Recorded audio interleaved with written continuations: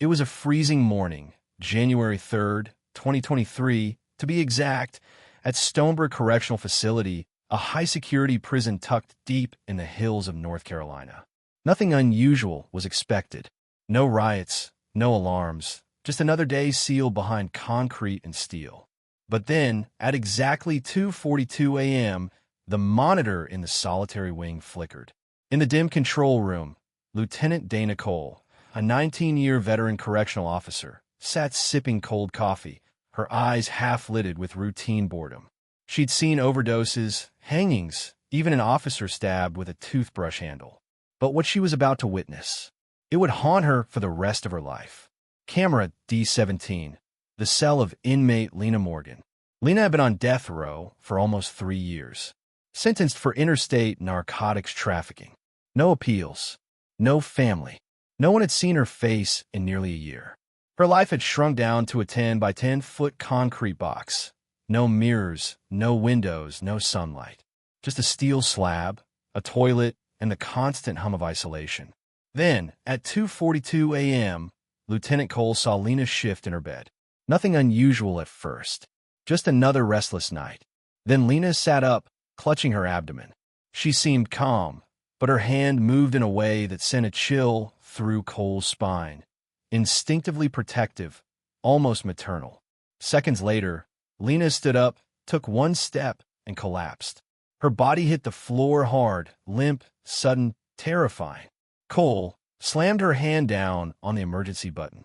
Medical emergency. Cell D17. Inmate down. Possible seizure. Within minutes, a rapid response team thundered through the hallway. Layer after layer of security doors clanked open. When they reached the cell, Lena was unconscious, one hand clutching her belly, the other bloodied from a cracked lip. Her breathing was shallow. Her pulse was fading. By 2:58 a.m., she was in the infirmary. Dr. Reuben Clark, a gruff ex-military medic turned prison doctor, prepped the basics, checked vitals, looked for head trauma. But when he pressed an ultrasound wand to Lena's lower stomach, everything changed. There, on the screen, was movement, a flicker, a pulse, a tiny, steady rhythm, a heartbeat. He stared at the screen, then at Lena, and back at the screen. Lena Morgan, death row inmate, no physical contact in almost a year, was nearly 6 months pregnant. Impossible, someone whispered, but the screen didn't lie. At 6:15 a.m., Warden Mason Greaves was called in. He'd run Stonebrook for over a decade. Ironclad protocols. No incidents. No scandals. Until now. He stared at the ultrasound images spread across his desk. A black and white swirl. A curved spine. A tiny fluttering heart. Then he read the report again. The words underlined in red. Pregnancy confirmed. Approximate gestation, 20 weeks. Lieutenant Cole stood across from him, white-knuckled, jaw-locked. No one's been in that cell. No male staff. No physical entry. Everything's logged. Everything's sealed. The warden's voice was low and dangerous. Then explain this. There was nothing to say. The prison immediately went on internal lockdown. A full-blown investigation was launched. Every entry log from the past 90 days was pulled. Every shift schedule, every meal tray, every cleaning record. Surveillance footage was reviewed frame by frame. And one by one, every staff member who had come within 50 feet of Solitary Wing D was questioned. Nothing. No unauthorized access. No recorded breach. Not a single male guard had even approached cell D17. And yet, a woman who hadn't touched another human in nearly a year now carried a child inside her. The rumors hadn't reached the outside world yet. But inside the walls of Stonebrook, there was panic. Not because a rule had been broken, but because no one could explain how it had been. Who was Lena Morgan, really? And how had she done the impossible? From inside a cell built to strip away every trace of humanity. The answers were just beginning to unravel. Long before the headlines, long before solitary confinement and pregnancy tests under fluorescent lights, Lena Morgan was just a girl with big plans and a white coat she wore like armor. She was born in Durham, North Carolina, raised in a modest apartment above a corner laundromat. Her mother, Margaret Morgan, worked the late shift at the school library, and her father, Leon Morgan, was a retired Army mechanic who fixed broken cars by day and broken neighborhood fences by night. They didn't have much, but they had Lena. And Lena, even as a child, seemed destined to outgrow the world she was born into. At 5, she read books upside down just to see if she could. At 9, she corrected her pastor during Sunday school, explaining the human heart didn't hold emotions like a bottle. At 14, she told her mother, "I want to find a cure for something that doesn't have one yet." Her mother laughed, then cried. "Then you'd better study hard, baby. God gave you that brain for a reason." By 17, Lena had a full ride to UNC Chapel Hill. By 28, she held a PhD in pharmacology and had co-authored 2 peer-reviewed papers on liver cancer therapies. She wasn't just succeeding, she was soaring. Her colleagues respected her. Her students adored her. Her parents boasted about her at church potlucks with quiet pride and watery eyes. She was the kind of woman people pointed to and said, "That one, she's going places." And she was, until David Ellis walked into her life. He was older, charming in that clean-shaven, cologne-heavy kind of way. Said he ran a small export company out of Charlotte. Said he liked jazz, poetry, black coffee, and women who challenged him. Lena wasn't looking for love, but her 30th birthday had passed, and the world kept whispering "settle down" in her ear. David knew how to make people feel seen. He showed up with flowers at her office, waited outside her lectures with coffee in hand, wrote her love notes in cursive, called her "my star." They married within a year, and at first, it was fine, quiet, comfortable. Lena took a sabbatical from teaching, moved into his tidy home near the South Carolina border. She even started talking about kids. But comfort is a fragile illusion. One afternoon, Lena opened a drawer in David's office looking for a stamp and found a mess. Credit card bills she hadn't signed, offshore transfers, gambling debts, and worse, a list of shell companies totaling over $110,000 in losses. David wasn't a businessman. He was a gambler, a liar, a man drowning in secrets who had grabbed Lena like a life preserver. When she confronted him, he didn't scream. He didn't deny it. He packed a single bag, kissed her on the forehead, and walked out the door. Just like that. No explicación. No apology. Just silence and ruin. Lena sold her condo, cashed in her savings, tried to return to the university, but her position was already filled.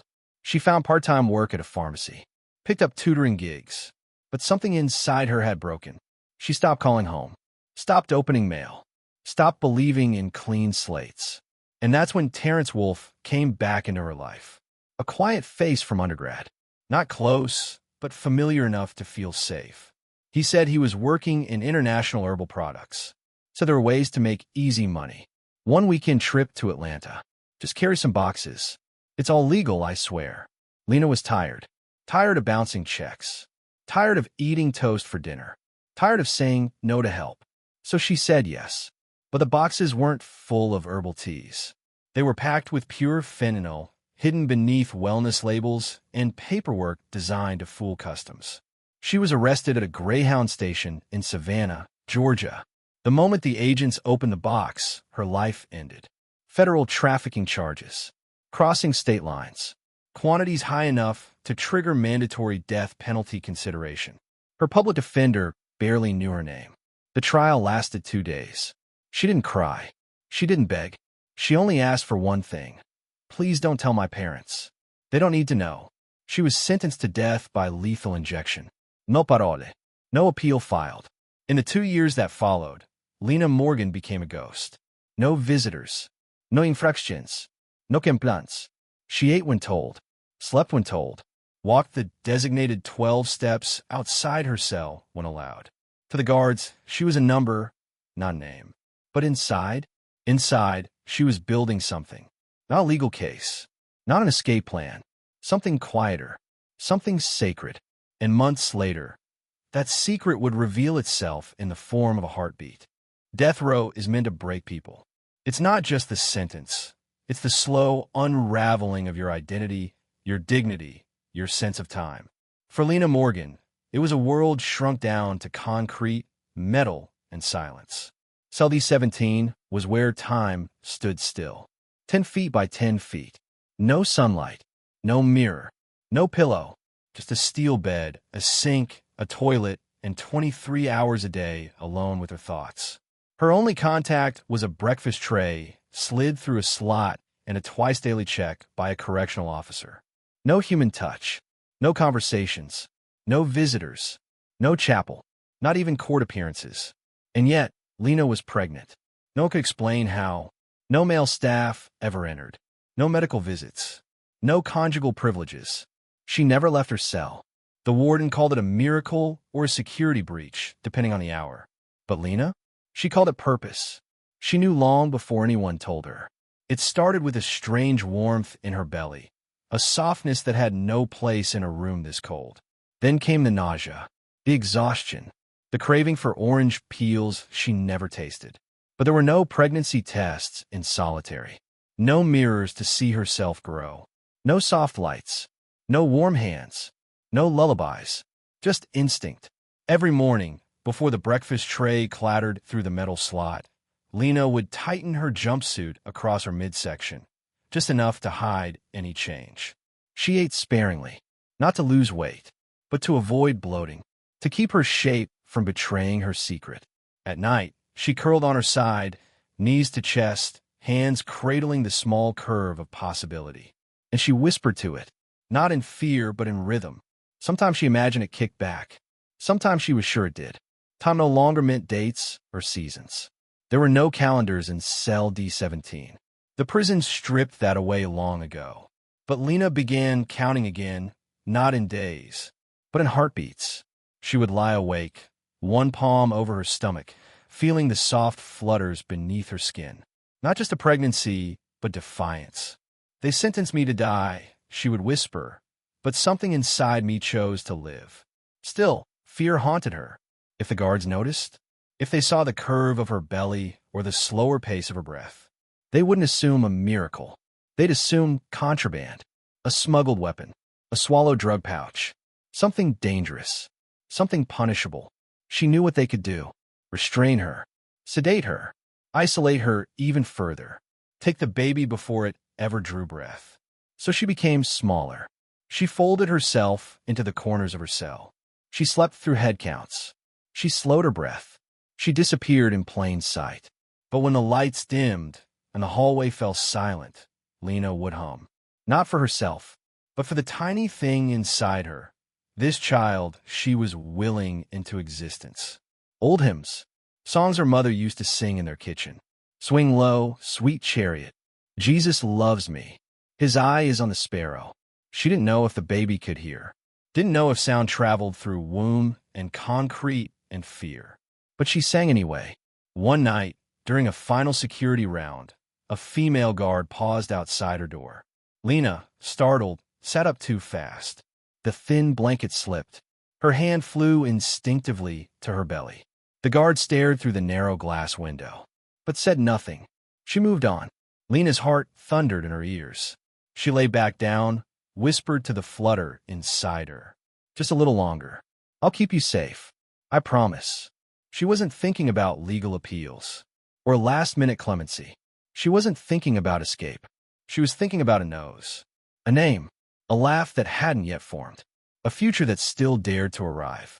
When the prison nurse finally told her, "You're pregnant," Lena didn't cry, didn't scream, didn't even ask how they found out. She just nodded. "I already knew," she whispered. "I just want the baby to live." In a place meant for endings, Lena Morgan had made a beginning. There was no door, no touch, no plan, just a whisper through metal and an impossible decision. When investigators scoured the footage, the logs, the schedules, nothing added up. Lena Morgan had never left her cell. No one had entered. Every door sensor, every surveillance camera, every record was airtight. There were no male guards in the solitary wing. No private medical visits. No breach of protocol. Still, a fetus was growing. And while officials pored over security systems and swipe cards, the real breakthrough came from someone no one was paying attention to. A junior analyst named Theo Ramsey, newly hired and buried in the monotonous task of reviewing maintenance logs, noticed a small anomaly. August 7th, 2022. A standard service entry log for the HVAC control panel behind solitary unit D. The worker assigned? Inmate hashtag J7829 Jordan Tate. Jordan Tate didn't look like the kind of man you'd expect to find in prison. 27, thin, quiet, no tattoos, no disciplinary history. He'd once been a pre-med student at North Carolina State. Top of his class. That is, until one night changed his life and someone else's forever. His younger sister had been assaulted outside her dorm. Jordan arrived moments later and snapped. He beat the attacker brutally. The man survived, but with permanent brain damage. The court called it excessive force. Jordan called it defense. But there were no witnesses. No leniency. No real defense. He was sentenced to 30 months. Inside Stonebrook, he kept himself. Read medical journals. Helped with sanitation. Assisted maintenance crews due to his mechanical background and calm demeanor. Always supervised. Always distant from other inmates. Or so they thought. When the investigation panel summoned him, Jordan entered the room in cuffs, his tan jumpsuit clean, his eyes unreadable. Across from him sat Lieutenant Dana Cole and a Department of Corrections rep. Cole got to the point.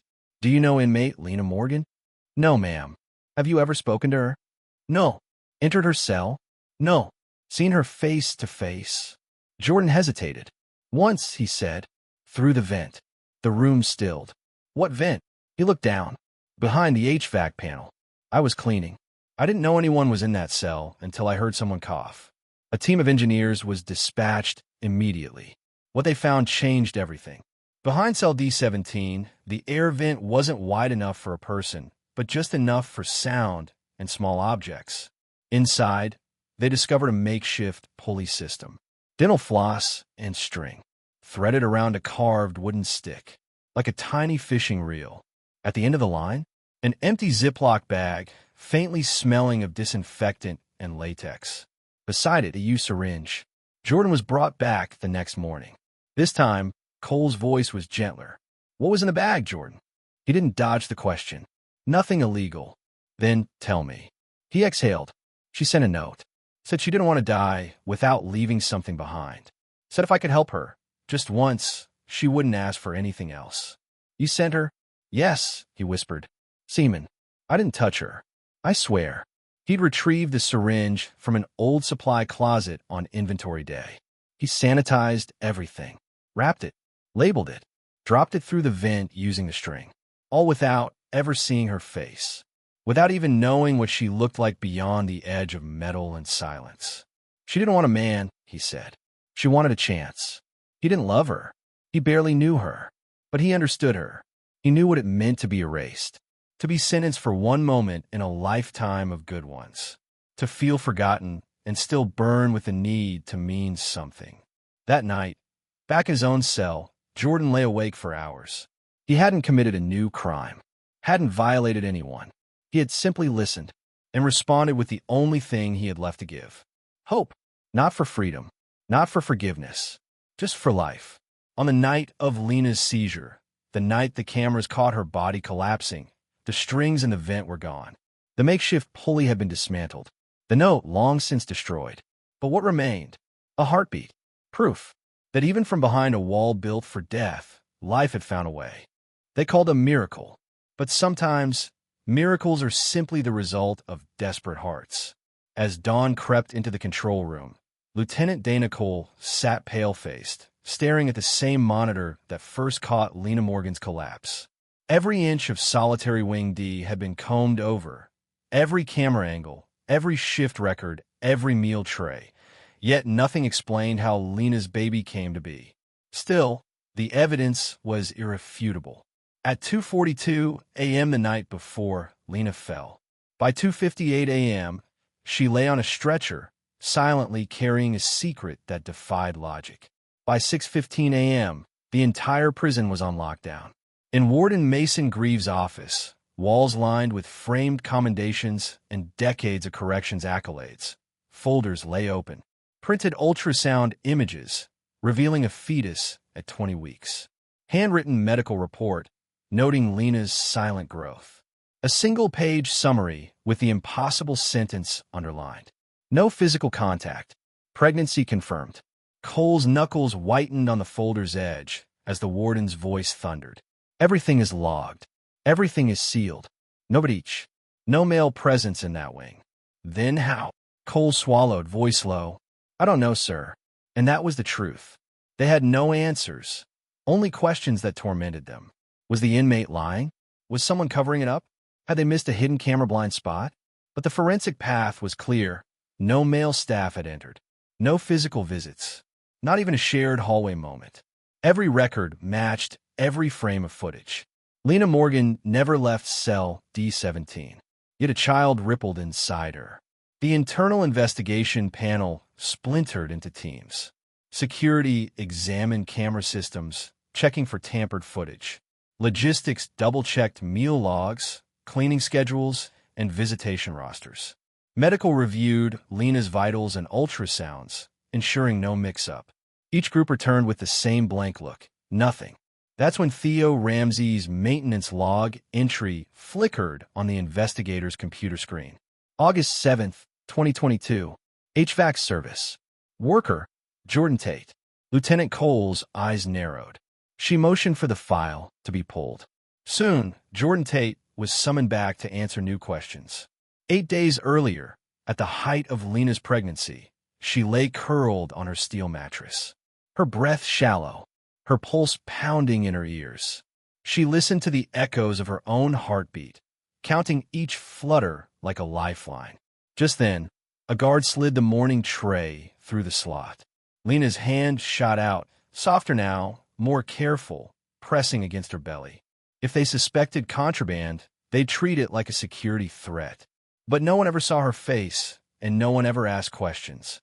Moments later, Lena whispered to the life growing inside her. Hold on a little longer. They don't understand. But I will protect you. In the infirmary, Dr. Reuben Clark taped the second ultrasound image to Lena's chart. He'd run 3 separate scans over 24 hours. Each one matched. Each one confirmed. A viable, healthy fetus at 20 weeks. When he reported this to Lieutenant Cole, she nearly laughed out of desperation. You're saying it's not an error? She asked, voice shaking. I'm saying it's biologically impossible, he replied flatly. Cole left, mind racing. She roamed the bleak corridors of the solitary wing, searching for any clue.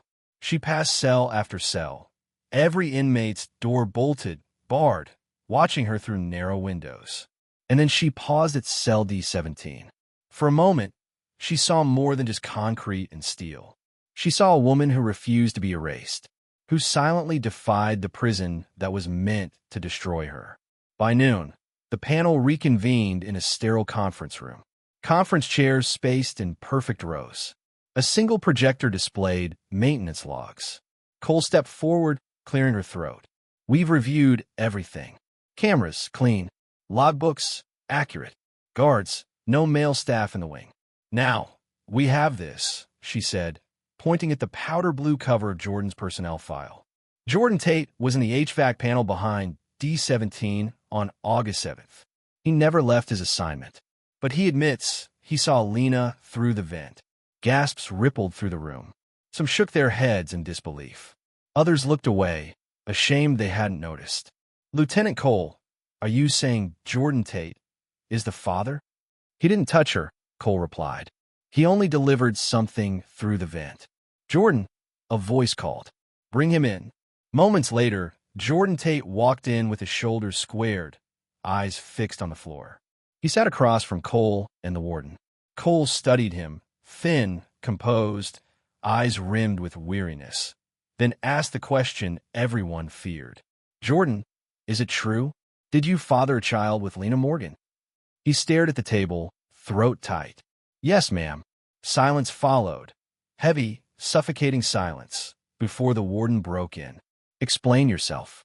Jordan's voice was quiet, but each word struck like a hammer. On August 7th, 2022, I was assigned to routine maintenance behind the HVAC panel near D17. I didn't know Lena was in there until I heard a cough. I looked through the vent and saw her curl into the corner. Then I found a note wedged in the metal. It said, I don't want to die empty. If you can help me, I need only once. Promise no one will know. Cole leaned in, heart pounding. Did she say what she needed? Jordan swallowed. Semen. That's it. She didn't want anything else. So I retrieved it from medical closet. No one noticed. I cleaned a syringe, drew from my own sample, put it in a Ziploc bag, tied it to a thread of dental floss, dropped it through the vent. 20 minutes later, I pulled it back up, and I waited. Questions flooded the room. You willingly impregnated a death row inmate. Jordan nodded without flinching. Why? He didn't answer at first. Then he simply said, she had nothing. No one. I couldn't let her die without leaving something she believed in. The warden's jaw clenched. You broke every rule. Yes, sir. You knew the punishment. He met Jordan's gaze, steady, unwavering. I'm not asking for mercy. Just, please let me keep the child. Dr. Clark intercepted Jordan on his way out. Is the baby healthy? Jordan exhaled. As far as I know, your cooperation could save her life. Jordan nodded, shoulders stoic. Then help us. Back in the conference room, the panel sat in stunned silence. They processed the fact that Lena Morgan, a woman stripped of everything, had orchestrated life through a prison vent. They understood why the cameras never caught a thing. The only exchange was through a narrow metal grate, invisible to every lens. The centerpiece lay bare. A note, scratched onto a scrap of paper. A Ziploc bag, faint with disinfectant.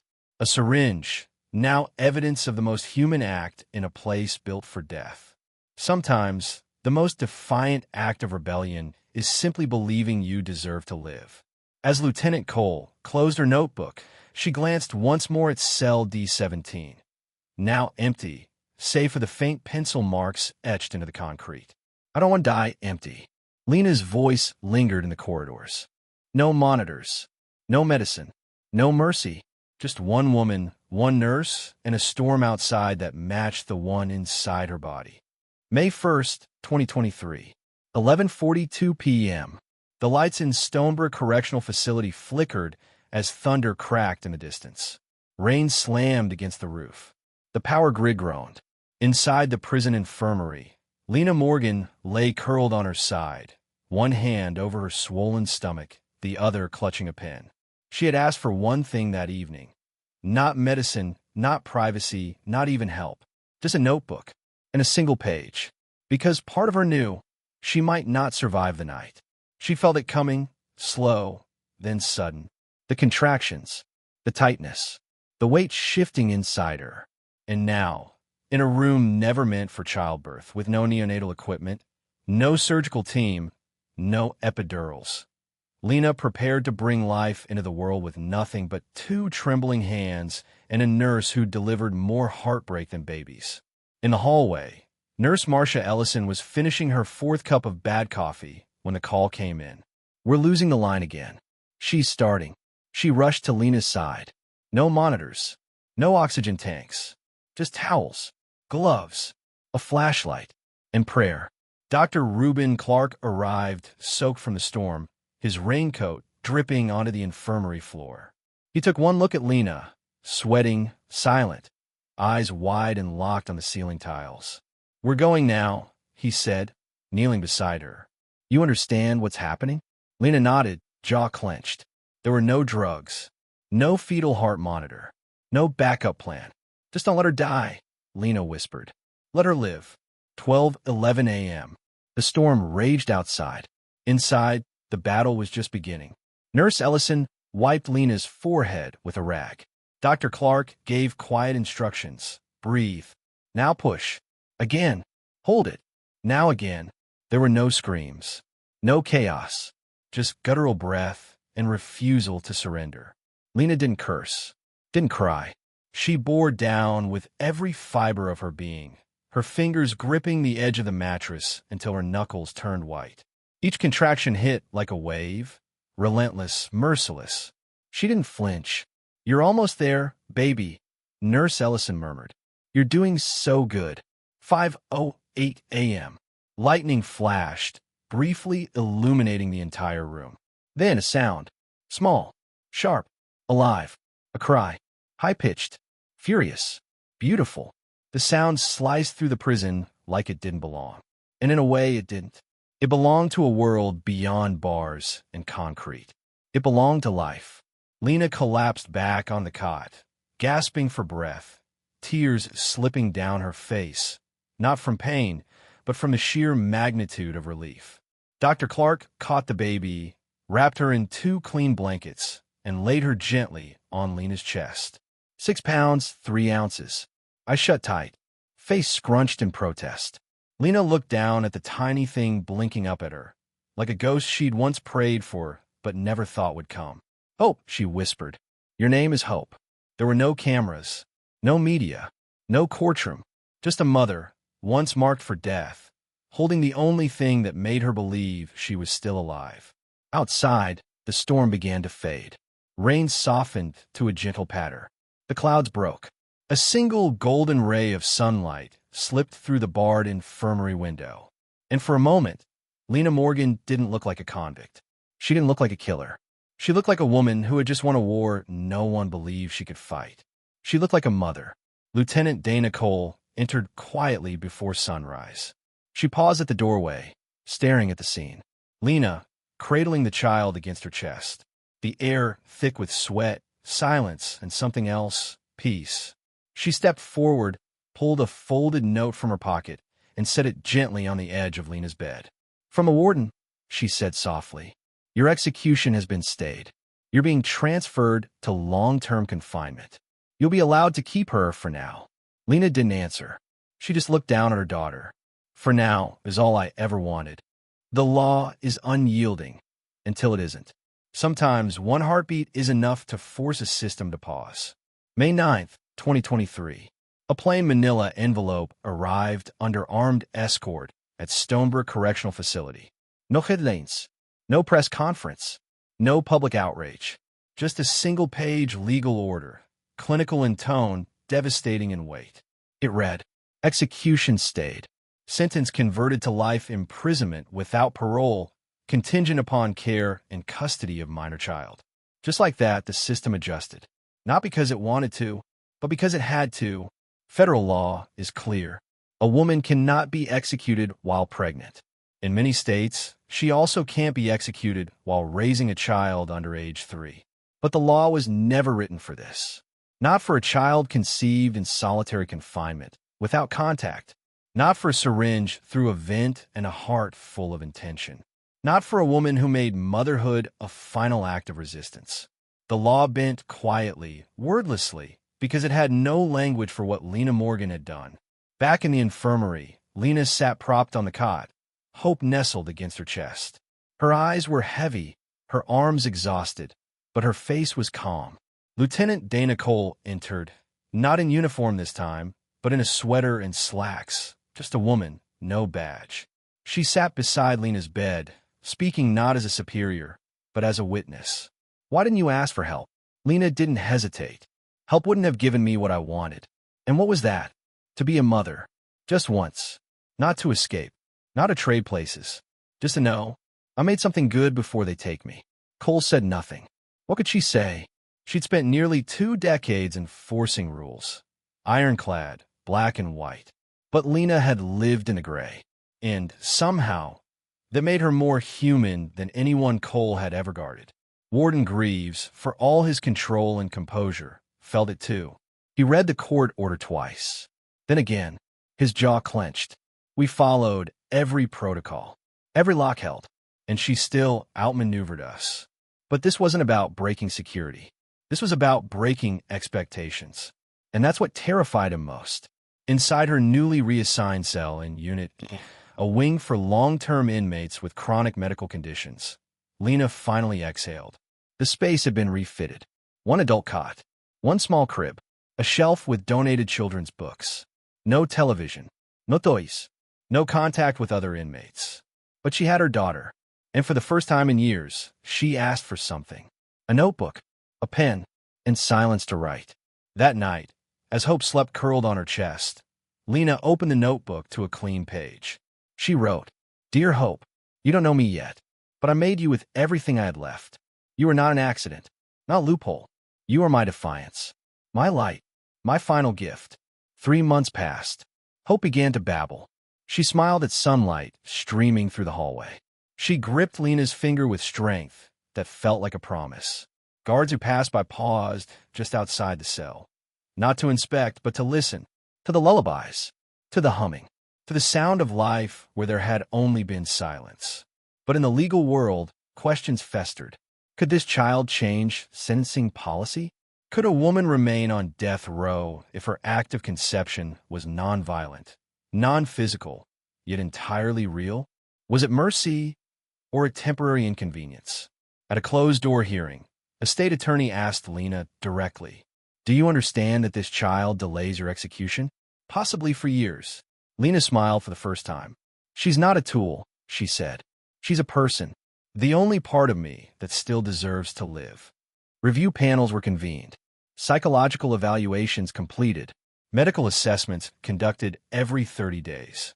Hope passed every test, developing early, strong, responsive. And Lena never once faltered.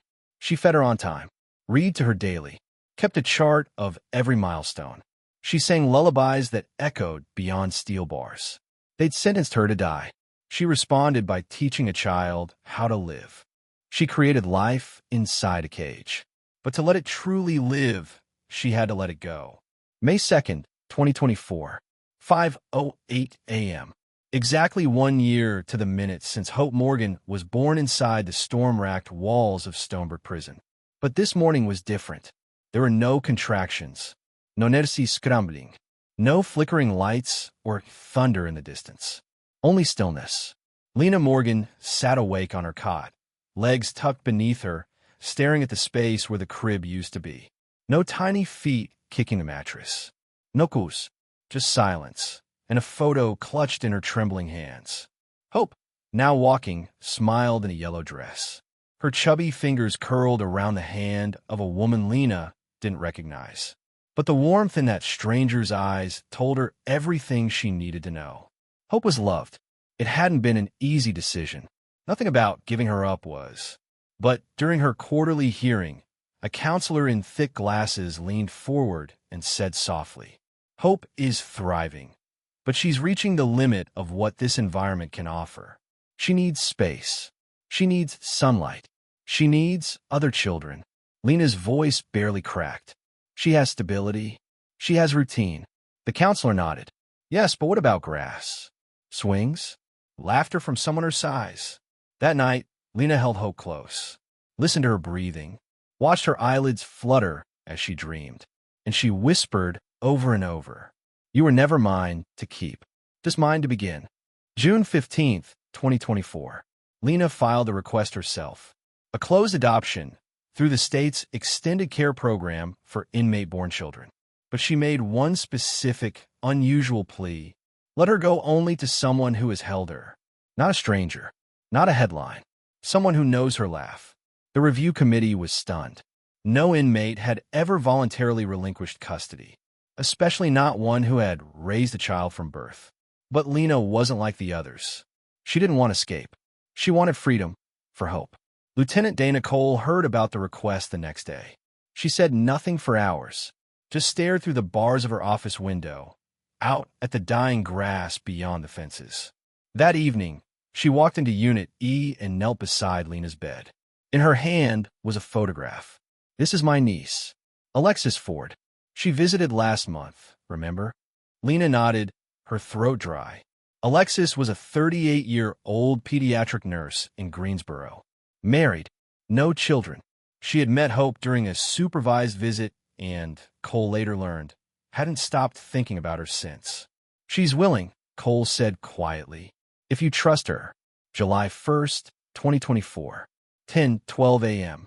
There was no dramatic send-off. No reporteros. No farewell balloons. Just a change in custody. A woman in yellow. And a mother learning what it meant to surrender with grace. Lena dressed Hope herself. Yellow sundress. Soft shoes. She wrapped her in a blanket that still smelled faintly of laundry soap and lullabies. Then she kissed her, just once, on the curls above her forehead. "Go be free," she whispered, and never looked back. Hope didn't cry. To her, this was just another walk. Another face. She giggled at the sound of Alexis' earrings jingling. She didn't hear the silence that followed her out the door. But Lena did. It rang through every rib in her chest. That night, the prison was still. Cole returned to Unit E and found Lena sitting on her cot, her eyes unfocused, a new notebook open but untouched. "You okay?" she asked gently. Lena nodded. "Just once."